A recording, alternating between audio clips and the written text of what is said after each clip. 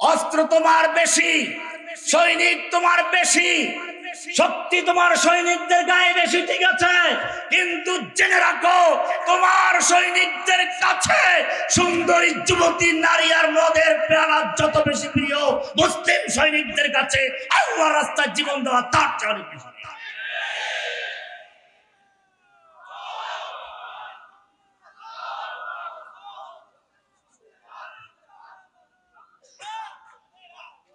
মনে রাখতে হবে, জেল জুলুম অত্যাচার আসবে,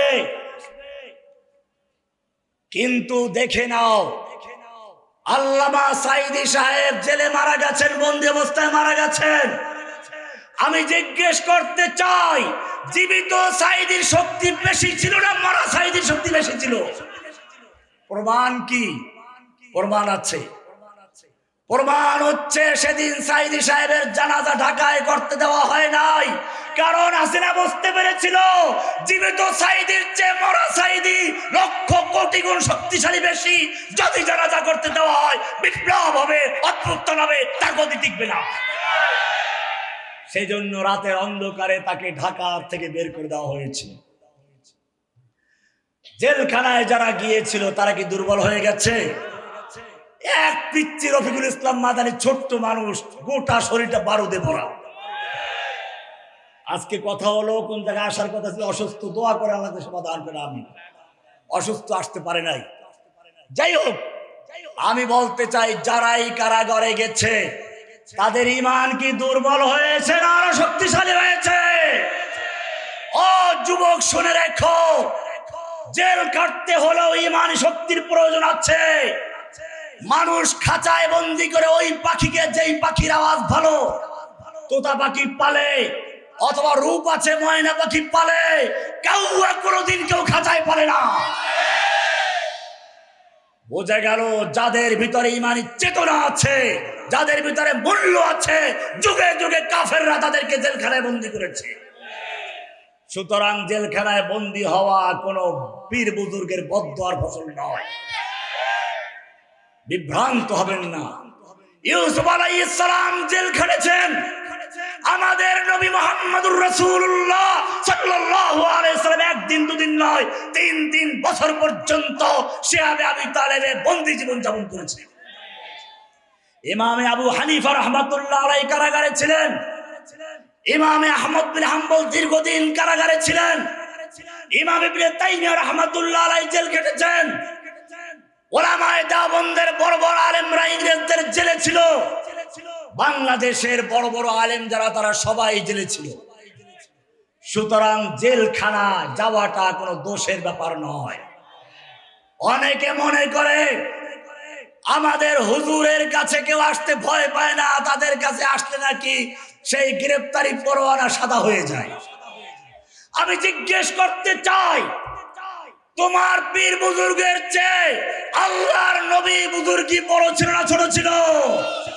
আল্লাহর নবীর চেহারা তোমার পীরের চেয়ে সুন্দর ছিল না কম ছিল? একটু কোরআন থেকে তোমাদেরকে হিসাব দিচ্ছি। আমরা এই সমাবেশ করছি এমন একটি মুহূর্তে যখন পৃথিবীর সকল কাফের, মুশরিক, ইহুদি, খ্রিস্টান, হিন্দু, বৌদ্ধ ঐক্যবদ্ধ হয়ে মাঠে নেমেছে কিভাবে মুসলিম উম্মাহকে পৃথিবীর মানচিত্র থেকে সম্পূর্ণরূপে মুছে ফেলা যায়। যার কারণে যুগ যুগ ধরে ফিলিস্তিনি মুসলিমদেরকে পাখির মতো গুলি করা, হত্যা করা হচ্ছিল। নিচের থেকে ট্যাঙ্কের গোলা দিয়ে, উপর থেকে বিমান হামলা করে ফিলিস্তিনিদের বাড়ি ঘরগুলো পর্যন্ত ধ্বংস করে দেওয়া হয়েছে। কাশ্মীরি মুসলিমদেরকে যুগ যুগ ধরে হত্যা করা হচ্ছে। উইগুর মুসলিমদেরকে উন্মুক্ত কারাগারে বন্দী করে রাখা হয়েছে। আরাকানের মুসলিমদেরকে, যুবকদের হত্যা করে, বুড়োদেরকে, নারীদেরকে, শিশুদেরকে, লক্ষ লক্ষ লোকদেরকে বাংলাদেশে পাঠিয়ে দেওয়া হয়েছে। বাংলাদেশের তাওহীদি জনতার উপরে এক চরম ক্ষুধার্ত শকুনিকে পাঠানো হয়েছিল। এদেশ থেকে কিভাবে ইসলামকে ধ্বংস করা যায় সেজন্য নীল নকশা করা হয়েছিল ভারত থেকে, যার কারণে ইংরেজরা যেরকম পরিকল্পনা করেছিল, যখন তারা ভারতবর্ষ দখল করেছিল তখন এদেশের দালালদের কাছে পরামর্শ চেয়েছিল, আমরা ভারত দখল করেছি, বলো কি করে আমাদের ক্ষমতা স্থায়ী হতে পারে। ভারতের দালালেরা তখন পরামর্শ দিয়েছিল, এদেশে তোমাদের একমাত্র শত্রু, চরম শত্রু, পরম শত্রু, শুধুমাত্র শত্রু মুসলিম উম্মাহ। যতক্ষণ পর্যন্ত মুসলিম জাতি এই ভারতবর্ষে মাথা উঁচু করে থাকবে ততক্ষণ পর্যন্ত ইংরেজরা ভারতবর্ষে স্থায়ী হতে পারে না। এরপরই শুরু হলো ইসলাম এবং মুসলিমদের ধ্বংস করার চক্রান্ত। ডক্টর টমসন লিখেছেন, দিল্লির চাঁদনি চক থেকে খয়বর পর্যন্ত ট্রাঙ্ক রোডের দুপাশে বিশাল বিশাল যে গাছগুলো রয়েছে, এমন কোন গাছ ছিল না যে গাছের প্রত্যেকটা ডালে ডালে এক একজন আলেমকে ফাঁসিতে ঝুলানো না হয়েছিল। ওলামায়ে কেরামদেরকে শূকরের চামড়ার ভিতরে ঢুকিয়ে ঘোড়ার পায়ের সঙ্গে বেঁধে দিয়ে দৌড়ানো হয়েছে। ওলামায়ে কেরামদেরকে আন্দামান দ্বীপে নিক্ষেপ করা হয়েছিল, আলেমদেরকে হত্যা করা হয়েছিল, মাদ্রাসাগুলোকে পুড়িয়ে দেওয়া হলো, মসজিদগুলোকে ঘোড়ার রাস্তা বানানো হয়েছিল, ৩ লক্ষ কোরআনে কারীমকে দিল্লি মসজিদের সামনে আগুন দিয়ে পুড়িয়ে দেওয়া হয়েছিল। শুধু এ পর্যন্তই নয়, ভারতবর্ষের মসজিদ মাদ্রাসার জন্য হাজার হাজার একর জমি ছিল, সব জমিগুলোর অক্ষ সম্পত্তি বাতিল করে দিয়ে হিন্দু দাতাদেরকে জমিদারি করে দেওয়া হয়েছিল।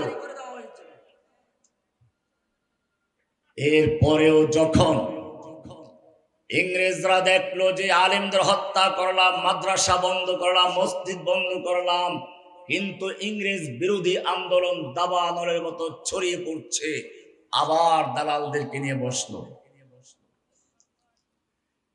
দালালদেরকে জিজ্ঞেস করলো, তোমাদের পরামর্শ অনুযায়ী মাদ্রাসা বন্ধ করে দিয়েছে, ঘোড়ার রাস্তাবল বানিয়েছি, মসজিদগুলোকে, আলেমদেরকে হত্যা করেছি, নির্বাসনে পাঠিয়েছি, সাইদি সাহেবকে জেলে দিয়েছি, আজিজুল হক সাহেবকে জেলে দিয়েছিলাম, মামুনুল হককে জেলে দিয়েছি, জসিমউদ্দিন রহমানকে জেলে দিয়েছি, সব আলেমদেরকে জেলে ঢুকিয়েছি, এরপরেও কেন ভারত বিরোধী আন্দোলন চাঙ্গা হয়ে উঠছে, হাসিনা বিরোধী আন্দোলন চাঙ্গা হয়ে উঠছে?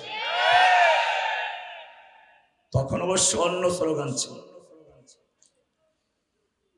আপনারা জানেন, সে সময় তাদের দালালরা পরামর্শ দিল, মাদ্রাসার ছোট ছোট বাচ্চাদেরকে, হাফেজদেরকে নিয়ে দাঁড় করালো, বলল, তোমরা যে কোরআন জ্বালিয়েছ, কাগজের কোরআন জ্বালিয়েছ, তোমরা যে মাদ্রাসা পুড়িয়েছ, ইটের মাদ্রাসা পুড়িয়েছ, কাঠের মাদ্রাসা পুড়িয়েছ, তোমরা যে মসজিদগুলো বন্ধ করেছো, ইট আর কাঠের মসজিদ বন্ধ করেছো, কিন্তু জেনে রাখবে এই 14-15 বছরের বাচ্চাদের প্রত্যেকটার বুকের ভিতরে 30 পারা কোরআন সংরক্ষিত রয়েছে। যতক্ষণ পর্যন্ত এই আলেম সমাজ জীবিত থাকবে, হাফেজ থাকবে, অতদিন পর্যন্ত তোমাদের দেশে স্থায়ী সম্পত্তি থাকবে না। শুরু হলো 2টা প্রোগ্রাম।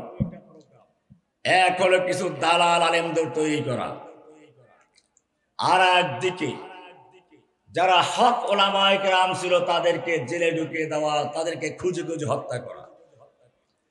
ঠিক বাংলাদেশেও নব্য ইংরেজরা, ভারতের দালাল, ভারত থেকে সুদূর প্রসারী পরিকল্পনা নিয়ে যে বাংলাদেশে এসেছিল একটা শকুনি, এদেশে ছবল মেরেছিল মুসলমানদের ইমানের উপরে। প্রথম টার্গেট ছিল আলেম ওলামাদেরকে নয়, কোরআনকে নয়, মাদ্রাসা মসজিদকে নয়, স্বয়ং আল্লাহর নবীকে কলঙ্কিত করা। নবীর নামে কুচ্ছারটনা করা, নবীর স্ত্রীদের নামে, মেয়েদের নামে চরম ভাবে কুচ্ছারটনা করে এক গণজাগরণ মঞ্চের তৈরি করেছিল এই ভারতের দালাল শেখ হাসিনা। কিন্তু আপনারা জানেন সেই ব্লগার রাজীব হায়দার যে চরম ভাবে থাবা বাবা নামে লিখে আল্লাহ রসুলকে চরম ভাবে কটূক্তি করেছিল, তাকে যখন দেশের তৌহিদি জনতা তার পাওনা চুকিয়ে দুনিয়া থেকে বিদায় করে দিয়েছিল, তখন এই শকুনি গিয়ে তার মায়ের উপরে গিয়ে ঝাঁপিয়ে পড়েছিল। তার মাকে ধরে বলেছিল দ্বিতীয় মুক্তিযুদ্ধের প্রথম শহীদ। আমি আপনাদেরকে পরিষ্কার বলতে চাই, সেই দ্বিতীয় মুক্তিযুদ্ধ রাসূল ইসলামকে নির্মূল করার যুদ্ধ। কিন্তু দেশের জনগণ সেদিন গর্জে উঠেছিল। গণজাগরণ মঞ্চের বিকল্প হিসেবে শাপলা চত্বরে জমায়েত হয়েছিল। বাংলাদেশের দল মত নির্বিশেষে সব জায়গা থেকে আবাবিল হয়ে সেদিন ঢাকা অবরোধ করেছিল। কিন্তু কিছু দালালদের কারণে সেদিন আন্দোলন যা হওয়ার তাই হয়েছিল। আমি কিছু বলতে পারছি না কি হয়েছিল। এরপরে শুরু হলো দ্বিতীয় আরেকটি চক্রান্ত। এইভাবে রাসূলকে গালিগালাজ করে পারা যাবে না। আমরা সেদিন বলেছিলাম তোমার বাপের জন্য আইন করছো, তোমার বাপকে কেউ গালিগালাজ করলে, অবমাননা করলে, কটূক্তি করলে 14 বছর সাজা প্রথমবার, দ্বিতীয়বার যদি কেউ করে তার যাবজ্জীবন সাজা। আমরা বলেছিলাম তোমার বাবার জন্য তুমি আইন করবে, এটাই স্বাভাবিক। তোমার কাছে তোমার বাবার শ্রদ্ধা থাকবে, এটাই স্বাভাবিক।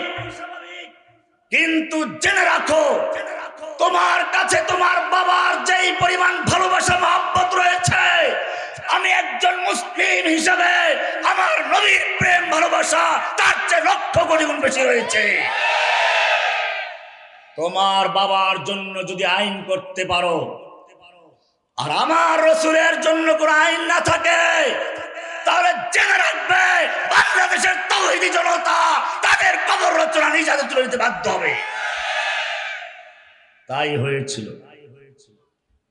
আজকে আপনাদেরকে বলতে চাই, সেদিন যারা বুকে সাহস নিয়ে জীবনের ঝুঁকি নিয়ে সেই শাহবাগী আন্দোলনকে নস্যাৎ করে দিয়েছিল, গণজাগরণ মঞ্চে ধূলিসাৎ করেছিল, সেই সিংহ শার্দুল রাজ জেলে আছে আর আমরা এখানে সমাবেশ করছি।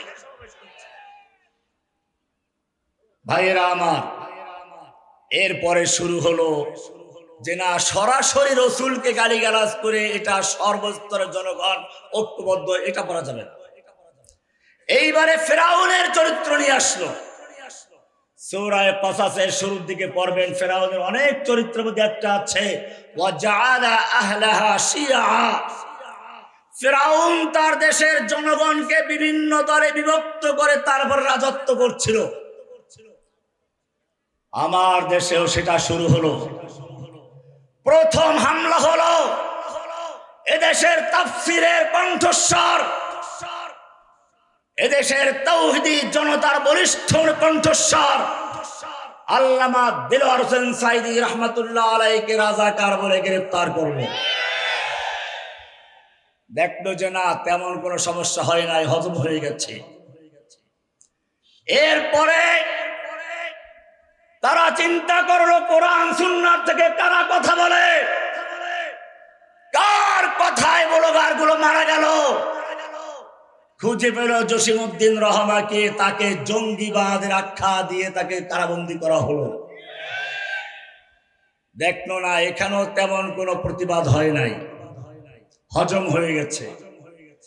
এরপরে তাদের সাহস বেড়ে গেল, মামুনুল হক সাহেবকে একটা ধর্ষণের মামলা দিয়ে গ্রেফতার করলো।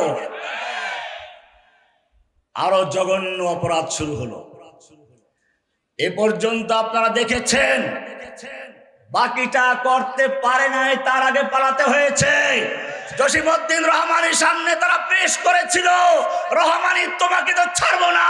হেফাজতের নেতাদেরকে এক একজনকে দুর্নীতি দমনের মামলা দিয়ে বিশ্বের সামনে দুর্নীতিবাজ আটকাই দিতে যাবেন তাদেরকে। এই পরিকল্পনা করেছিল। আমি আপনাদেরকে বলতে চাই, সেদিন আল্লাহ রাব্বুল আলামিন দেখেছিলেন এদেশের অসহায় মানুষগুলো আল্লাহর কাছে ফরিয়াদ করে বলছিল, ওমা লাকুম লা তুকাতিলুনা ফি সাবিলিল্লাহ। ও যুবকেরা, তোমাদের কি হলো? তোমরা আল্লাহর রাস্তায় যুদ্ধ করছো না, লড়াই করছো না। ওয়াল মুস্তাদাফিনা মিনার রিজালি ওয়ান নিসা ওয়াল বিলদান। অথচ অসহায় নারী পুরুষ শিশুরা ফরিয়াদ করে বলছে, রব্বানা আখরিজনা মিন হাযিহিল ক্বরিয়াতিজ যালিমি আহলুহা। ও আমাদের রব, তুমি জালিমদের অধ্যুষিত জনপদ থেকে আমাদেরকে বাঁচাও। ওয়াজআল লানা মিন লাদুনকা ওয়ালিয়্যা, তুমি আমাদের জন্য তোমার পক্ষ থেকে নেতা পাঠাও। ওয়াজআল লানা মিন লাদুনকা নাসীরা, আমাদের জন্য সাহায্যকারী পাঠাও। এই ফরিয়াদে আসমান জমিন ভারী হয়ে গিয়েছিল। এই ফরিয়াদ আসছিল গুমখানায় যারা আছে তাদের পক্ষ থেকে, এই ফরিয়াদ এসেছিল কাশিমপুরের কারাগার থেকে, এই ফরিয়াদ এসেছিল আজকে বাংলাদেশের 65টা কারাগার থেকে। সেদিন আল্লাহ রাব্বুল আলামিন আবাবিল পাঠিয়ে দিয়েছিলেন। আমি যখন কারাগার থেকে দেখতে পেলাম সারা বাংলাদেশের স্কুল কলেজ মাদ্রাসা মসজিদ, এমনকি ইংলিশ মিডিয়াম স্কুলের থেকেও ছেলেরা বের হয়ে আসছে সাবিলুন, সেদিনই বুঝতে পেরেছিলাম। যখন ওদের স্লোগান দেখলাম রাতের বেলায় বের হলো, আমি কে তুমি কে, রাজাকার রাজাকার, কে বলেছে কে বলেছে, স্বৈরাচার স্বৈরাচার, বুকের ভিতর অনেক ঝড়, স্বৈরাচার গুলি কর, সেদিনই বুঝেছিলাম এই স্লোগান যখন চলে এসেছে, বুকের ভিতর অনেক ঝড়, রাজাকার স্বৈরাচার গুলি কর, ইনশাআল্লাহ এই জাতিকে দমানো সম্ভব হবে না। আল্লাহ তাআলা আবাবিল পাঠিয়ে দিয়েছিলেন। জেনে রাখতে হবে, যদি মুসলিম জাতি ঐক্যবদ্ধ থাকে তাহলে কাল পর্যন্ত যে ইহুদি ওমরের দরবারে এসে ভিক্ষা করছিল, ওমর তোমাদের নবী আমাদেরকে খয়বরে থাকার জন্য পারমিশন দিয়েছিল, তুমি কেন আমাদেরকে খয়বর থেকে বিতাড়িত করছো? আমাদের থাকতে দাও, আমরা তোমাদের কৃষি কাজ করে দিচ্ছি, অর্ধেক ফসলের বিনিময়ে একটু থাকার ব্যবস্থা করে দাও। ওমর বিন খাত্তাব বলেছিলেন, আরে দুশমন, আল্লাহর নবী সেদিন কি বলেছিলেন প্রত্যেকটা কথা অক্ষরে অক্ষরে আমার মনে আছে। আল্লাহর নবী সেদিন বলেছিল, ইহুদিরা শুনে রেখো, আল্লাহ যে পর্যন্ত মঞ্জুর করেন সে পর্যন্ত তোমরা খয়বরে থাকবে, কিন্তু সেদিন বেশি দূরে নয়, যেদিন খয়বর থেকে তোদেরকে বিতাড়িত করা হবে, আজকে সেদিন এসেছে, তোদেরকে যেতে হবে। আর হ্যাঁ, ওই ইহুদি লিডারকে উদ্দেশ্য করে ওমর বলছিলেন, তোকে দেখি আল্লাহ রাসূল বলেছিলেন তোকে এত দূর পালাতে হবে, তোর উট তোকে নিয়ে দৌড়াতে দৌড়াতে হাঁপিয়ে যাবে, তারপরেও তোর পথ শেষ হবে না। আজকে সেই দিন এসেছে, ভাগ এখান থেকে। যে হিন্দুরা ভারতবর্ষে নিজেদের মধ্যে একে অপরকে গোলাম বানিয়েছিল, তুচ্ছ-তাচ্ছিল্য করছিল, অচ্ছুতি মনে করত, সেই হিন্দুদের ত্রাণকর্তা হিসেবে এসেছিল মুহাম্মদ ইবনে কাসেম। নিম্ন বর্ণের হিন্দুরা দলে দলে ইসলামের ছায়াতলে এসেছিল, যেই হিন্দুরা সেদিন ল্যাজ গুটিয়ে পালিয়েছিল, আজকে সেই হিন্দুরা মুসলিমদেরকে চ্যালেঞ্জ করছে, হিন্দু হিন্দি হিন্দুস্তান জবন বেজো পাকিস্তান, वो हमारी माता है, तुम उसको खाता है, तुमको चाहिए कब्रिस्तान या भेजेंगे पाकिस्तान, এরকম চরম স্লোগান দিয়ে মুসলিমদেরকে অপমান করে যাচ্ছে। শুধু এ পর্যন্তই নয়, এতদিন পর্যন্ত তারা ভারতে মুসলিমদেরকে পিটিয়ে হত্যা করেছে, ভারতে মুসলিমদেরকে চরম অত্যাচার করেছে, বাড়িঘর জ্বালিয়ে দিয়েছে। কিন্তু যখন দেখলো মুসলিমদের তেমন কোনো প্রতিক্রিয়া নেই, ওরা ঈমান হারা হয়ে গেছে, তখন বাংলাদেশের কোটি কোটি মুসলমানকে চ্যালেঞ্জ করে দিনে দুপুরে মুসলিমদেরকে হত্যা করা শুরু করেছে। আমি সরকারকে বলতে চাই, আমাদের মুসলিম যুবকদের ফেসবুকে একটু লেখা দেখলে তাকে জঙ্গি মামলা দিয়ে বছরকে বছর জেলে পুরে দিচ্ছ। শেখ হাসিনা এই কাজটা করেছিল, জঙ্গিবাদের নাটক সাজিয়েছিল, বিভিন্ন সময় নিজের উপরে নিজে আক্রমণ করেছে। 21শে আগস্টের হামলায় সে নিজে মরলো না, অনেকগুলো লোক মরলো। কারণ ছিল কি? এটা ভারতের পরিকল্পিত হামলা ছিল। শেখ হাসিনাকে মারা হবে না, অন্য যে কয়জন তার প্রতিদ্বন্দ্বী হতে পারে আওয়ামী লীগের নেতা, তাদেরকে মেরে ফেলো। আইবি রহমানকে মারা হলো, এক ঢিলে দুই শিকার। হাসিনা চায় না তার চেয়ে প্রভাবশালী কেউ আওয়ামী লীগে থাকুক, সেই কারণে সেদিন এই নাটক সাজিয়েছিল। আজকে একটা সুসংবাদ দেখলাম, সেই 21শে আগস্টের হামলার নাটক সাজিয়ে যে সকল উলামায়ে কেরামদেরকে ফাঁসির রায় দেওয়া হয়েছিল, আল্লাহ রাব্বুল আলামিন তাদেরকে সসম্মানে হয়তো তাদেরকে আচরে বের করে নিয়ে আসবেন। আজকে তাদের সব মামলা খালাস হয়ে গেছে, ইনশাআল্লাহ সবগুলোই খালাস হবে।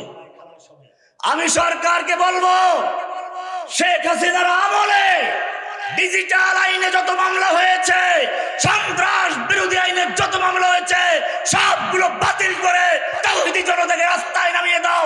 ইনশাআল্লাহ ইসকন নয়, ভারতের দাদারা শেখ হাসিনার মতো লেজ গুটিয়ে দিল্লিতে পালিয়ে যাবে ইনশাআল্লাহ।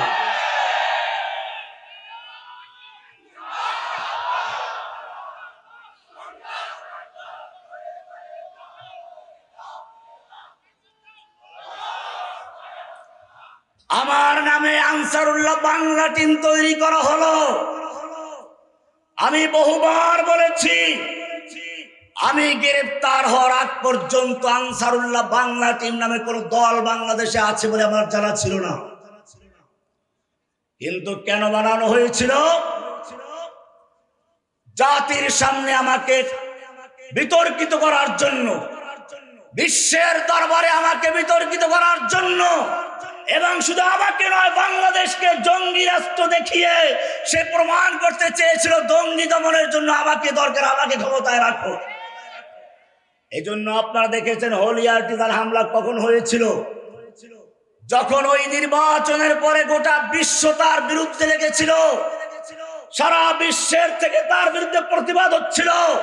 ঠিক সেই মুহূর্তে হলিয়ারটিজারের নাটক সাজিয়ে গোটা বিশ্বের দৃষ্টিভঙ্গি ভিন্ন দিকে ফিরে গিয়েছিল। এভাবে জঙ্গি নাটক করে করে দেশের মুসলিমদেরকে ধ্বংস করার গভীর চক্রান্ত হয়েছিল। কিন্তু মনে রাখতে হবে, অতীতে যা হয়ে গেছে সেগুলো গেছে।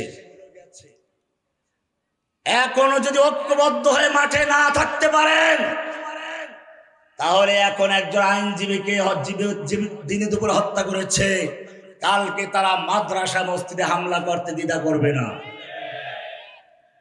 মসজিদেও তারা হামলা করেছে। আমি সরকারকে বলতে চাই,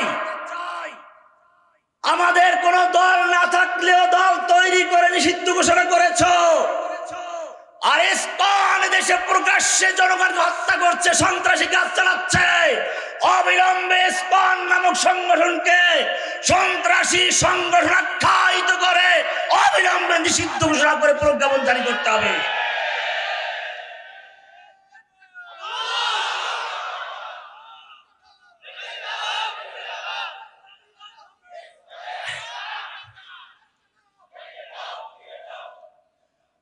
যেভাবে ইংরেজরা মুসলিমদেরকে বিভক্ত করে রাজনীতি করতে চেয়েছিল, এদেশেও সেটা হয়েছিল।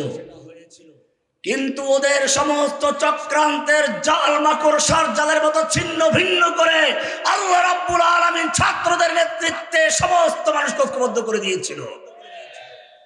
যখনই কোনো ফেরাউন বড় শক্তি হয়ে নামে, আল্লাহ তাআলা দুর্বল জিনিসকে পাঠিয়ে ধ্বংস করে দেয়। আপনারা দেখেছেন নমরুদ যখন আল্লাহর বিরুদ্ধে বিদ্রোহ করেছিল, ল্যাংড়া মশা দিয়ে তাকে ধ্বংস করে দিয়েছিল। আব্রাহা যখন হাতি নিয়ে বাইতুল্লাহকে ভাঙার জন্য এসেছিল, হাতি নিয়ে কাবা ভাঙবে কিভাবে? মূলত এখন যেমন বুলডোজার দিয়ে গুঁড়িয়ে দেওয়া হয়, আগের যুগে বড় বড় বিল্ডিং গুলোকে হাতির পায়ের সাথে রশি বেঁধে দেওয়া হতো, হাতির টেনে ওটাকে ভেঙে ফেলত। 12 থেকে 13টা শক্তিশালী হাতি নিয়ে এসেছিল আব্রাহা কাবা ভাঙ্গার জন্য। আল্লাহ রাব্বুল আলামিন আব্রাহাকে ধ্বংস করার জন্য আসমান থেকে ফেরেশতা পাঠান নাই, শক্তিশালী কোন সেনাদল পাঠান নাই।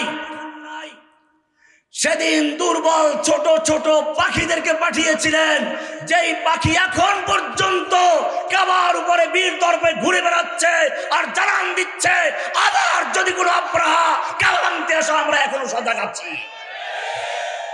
বাংলাদেশের আবাবিল, আমি বলছি স্কুল কলেজের ছাত্রদেরকে, মাদ্রাসার ছাত্রদেরকে, তোমরা সেদিন যেভাবে ময়দানে ঝাঁপিয়ে পড়েছিলে তোমাদের পিছপা হওয়ার সুযোগ নেই। ওই খানায় কাবার উপরে যেরকম ভাবে এখনো আবাবিল পাখি ঘুরে ঘুরে পাহারা দিচ্ছে, তোমাদেরকে মনে রাখতে হবে বাংলাদেশের স্বাধীনতা রক্ষার জন্য তোমাদেরকে সজাগ থেকে উড়ে উড়ে বেড়াতে হবে। গোটা বাংলাদেশে কোন কোন জায়গায় হাসিনার দালাল রয়েছে, প্রশাসনের কোন কোন জায়গায় হাসিনার দালাল রয়েছে খুঁজে খুঁজে বের করে দিতে।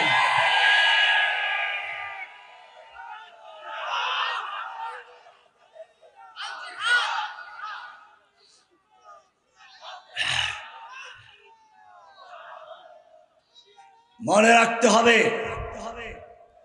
আমিরে মুআবিয়া রাদিয়াল্লাহু তাআলা আনহুর সঙ্গে আলীর যুদ্ধ হচ্ছিল।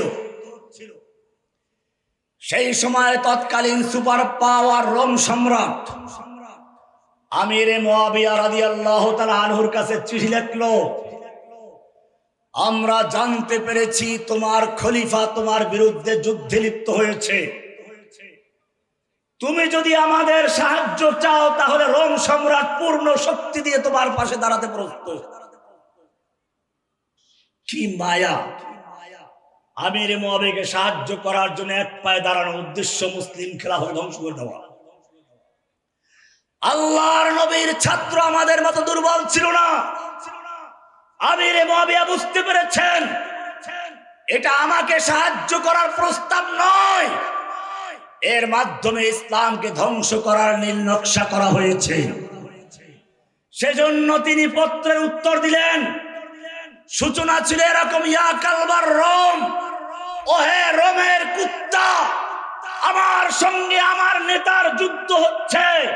এই সুযোগ নিয়ে যদি মুসলিম উম্মার ভূখণ্ডের দিকে এক কদম বাড়াও, জেনে রাখবে আলীর পক্ষে যুদ্ধ করতে গিয়ে সেদিন অন্য কেউ নয়, সর্বপ্রথম যে লোকটা জীবন দিবে সে লোকটা হচ্ছে আমির মুআবিয়া রাদিয়াল্লাহু তাআলা আনহু। আমাদেরকেও মনে রাখতে হবে আমাদের ভিতরে বিভিন্ন মত থাকতে পারে,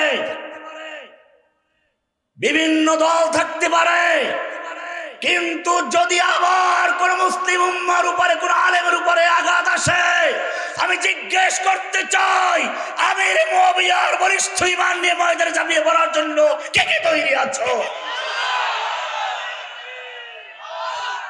নারায়ে তাকবীর। ইসলামের শত্রুরা নারায়ে তাকবীর।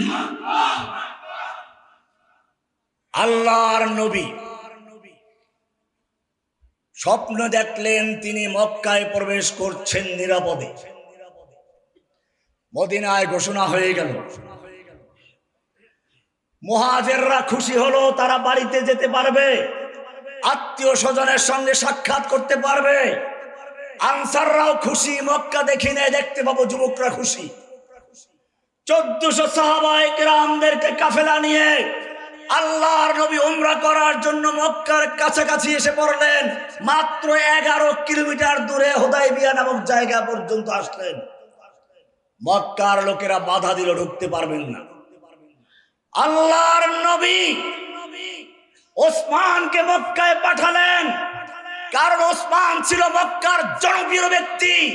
শুধু জনপ্রিয় নয়, মক্কার মেয়েরা তাদের বাচ্চাদেরকে ঘুম পাড়াবার জন্য, আমাদের যেমন পাড়া জোড়ালো কি কি যেন বলা হয়, এরকম মক্কার মেয়ে লোকেরা, মায়েরা তাদের সন্তানকে ঘুম পাড়াবার জন্য কবিতা পড়তো, উহিব্বুকা ওয়ার রহমান হুব্বা কুরাইশ উসমান, উহিব্বুকা ওয়ার রহমান হুব্বা কুরাইশ উসমান।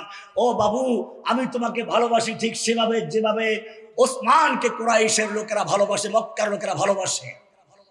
আল্লাহর নবী সাল্লাল্লাহু আলাইহি ওয়াসাল্লাম সেই মক্কায় ওসমানকে পাঠালেন, মক্কার লোকদেরকে বুঝাও আমি উমরা করতে এসেছি, যুদ্ধ করতে আসি নাই। কিন্তু মক্কার লোকেরা চিন্তা করলো একটা মোক্ষম সুযোগ। মুহাম্মদ সাল্লাল্লাহু আলাইহি ওয়াসাল্লাম নিজে তার 1400 মুক্ষম সাহাবীদেরকে নিয়ে এখানে কাছে এসে গেছে। যদি এই কাফেলাকে ধ্বংস করা যায় ইসলাম শেষ হয়ে যাবে। তবে সত্যি তো একটু পরীক্ষা করা দরকার। একটা গুজব ছড়িয়ে দিল ওসমানকে হত্যা করা হয়েছে। আল্লাহর নবীর কানে যখন এই খবর পৌঁছে গেল, আল্লাহর নবী সেদিন তাবুর থেকে বেরিয়ে গেলেন, জোরে ডাক দিলেন ইয়া সাহাবাস শাজারা, ওহে গাছের নিচে অবস্থানকারী সাহাবীরা বেরিয়ে আসো। 1400 সাহাবায়ে কেরাম বের হয়ে আসলেন। আল্লাহর নবী সেদিন বক্তব্য দিলেন, আমার কাছে খবর এসেছে আমার ওসমানকে হত্যা করা হয়েছে। কোন রাষ্ট্রদূতকে হত্যা করা কোন আন্তর্জাতিক আইনে পড়ে না।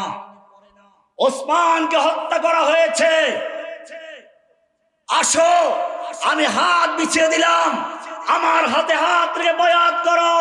হয়তো মক্কা বিজয় করে ছাড়বো, নতুবা সকলে শহীদ হয়ে যাব, একটা লোক মদিনায় ফিরে যাব না। কে কে তৈরি আছো? ইম্মা শরিয়া ওয়া ইম্মা শাহাদা। এই বলে তিনি হাত বিছিয়ে দিলেন। আল্লাহর নবী নিজে হাত বিছিয়ে দিয়েছেন। কিসের বায়াত ছিল ভালো করে শুনে রাখো। বায়াত তো আছে, কিন্তু এই বায়াত কিসের বায়াত ছিল সেটা জেনে রাখো। আল্লাহর নবী হাত বিছিয়ে দিলেন, 1400 সাহাবায়ে কেরাম বায়াত করলেন। একটা মাত্র মুনাফিক পালিয়ে গিয়েছিল, বাকি সব বায়াত করেছিল। এক পর্যায়ে আল্লাহর নবী নিজের বাম হাতটাকে ডান হাতের উপরে রেখে দিয়ে বলছেন এটা ওসমানের হাত, যাতে করে ওসমান এই বায়াত থেকে বঞ্চিত না হয়। বায়াত হয়ে গেল।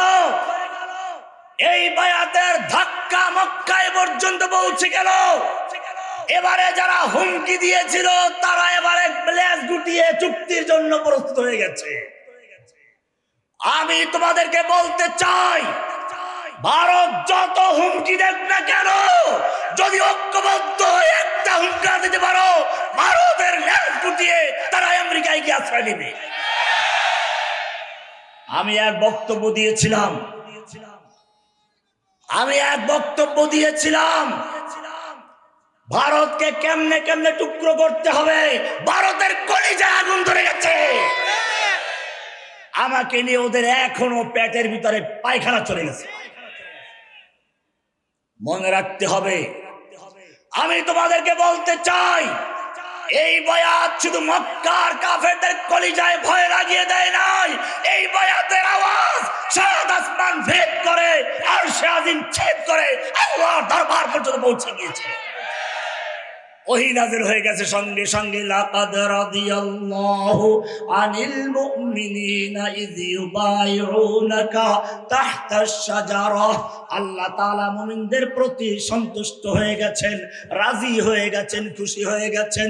ইয ইউবাইউনাকা তাহতাশ শাজারা, যখন তারা তোমার হাতে হাত রেখে বায়াত করেছিল গাছের নিচে বসে। শুধু বায়াত আছে তা না, বায়াত যেই গাছের নিচে বসে হয়েছিল ওই গাছের পর্যন্ত আলোচনা এসে গেছে। শুধু এ পর্যন্তই নয়, আল্লাহ তাআলা আরো সামনে বলছেন, ইন্নাল্লাযীনা ইউবাইউনাকা ইন্নামা ইউবাইউনাল্লাহ। হে নবী, আপনার হাতে হাত রেখে যারা বায়াত করেছিল তারা আপনার হাতে নয়, স্বয়ং আল্লাহর হাতে হাত রেখে বায়াত করেছে। ইয়াদুল্লাহি ফাওকা আইদিহিম, তাদের হাতের উপরে স্বয়ং আল্লাহর হাত ছিল। কিসের বায়াত ছিল? নাহনুল্লাযীনা বায়াউ মুহাম্মাদা আলাল জিহাদে মা বাকিনা আবাদা। সাহাবায়ে কেরাম পরিষ্কার করে দিয়েছেন। সুতরাং বুঝতে হবে, কোরআন বলছে লাকাদ কানা লাকুম ফি রাসূলিল্লাহি উসওয়াতুন হাসানাহ।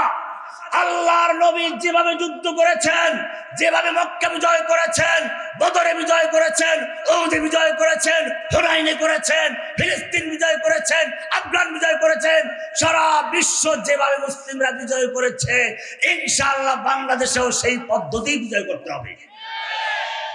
লা ইয়াসলাহু আখিরু হাযিল উম্মাহ ইল্লা মা সালুহা বিহি আউয়ালুহা।